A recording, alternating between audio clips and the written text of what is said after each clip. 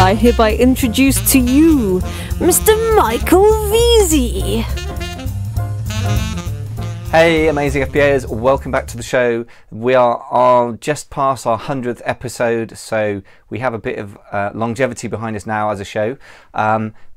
Please do join us and continue the conversation at the Facebook group if you wish to have some more interaction with the people in the group and of course with myself. That's www.amazingfba.com/FB, F as in face, B as in book. We just hit 600 members a couple of days ago, so it's a decent sized community, but it's not overwhelming, so I think it's the perfect size, so come and join us there.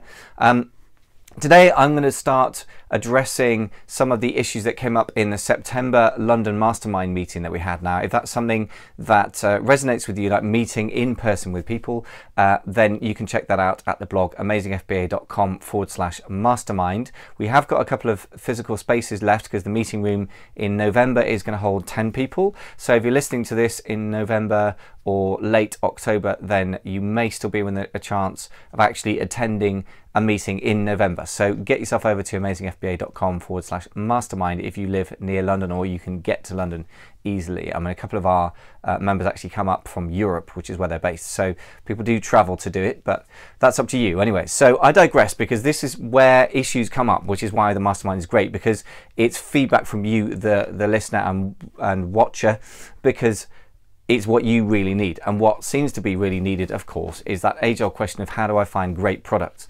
So I'm going to split this up really into two parts, and I think that everyone should do the same with this, with product selection, and for that matter, the same with supplier selection, which are the two big areas that hold people up and are indeed time-consuming, but really important to get right.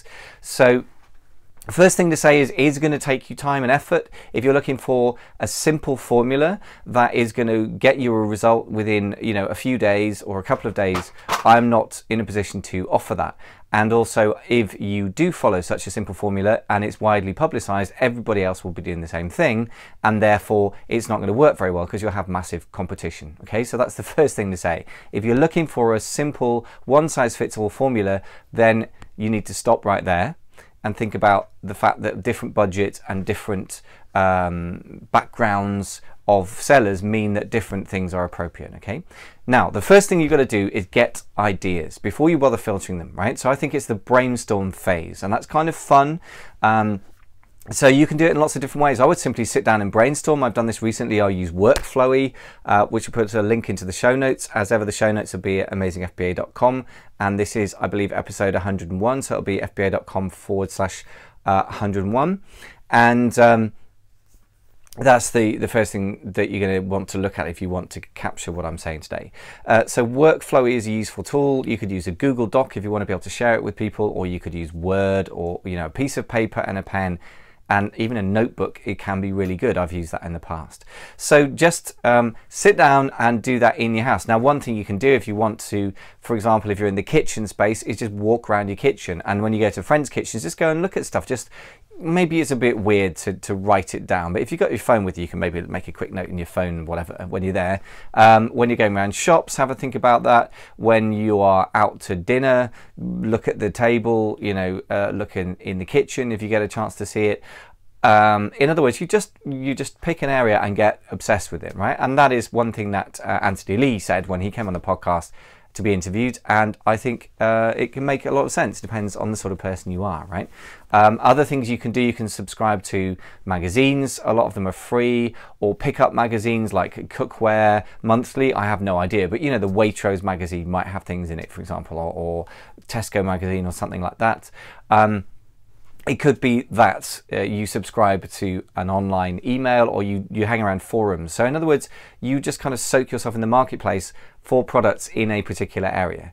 So I think this can be really effective, and one of the great things about it is it's taking you away from Amazon, which means you're not just following the herds, which is an interesting way to find products that are already selling. But if it's exactly the same as what's already selling, then of course it's not differentiated and you'll just be shopped on price, right? So from the beginning, I would do my best to be imaginative, and that's one of your best barriers to entry, and certainly one of the best ways to stand out initially.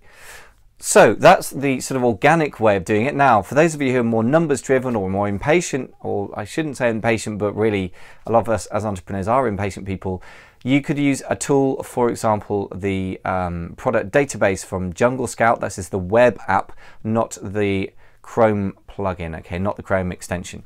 I'll talk about the difference between those in a bit, but basically the web app has a couple of tools. One is called Niche Hunter and the other is a product database.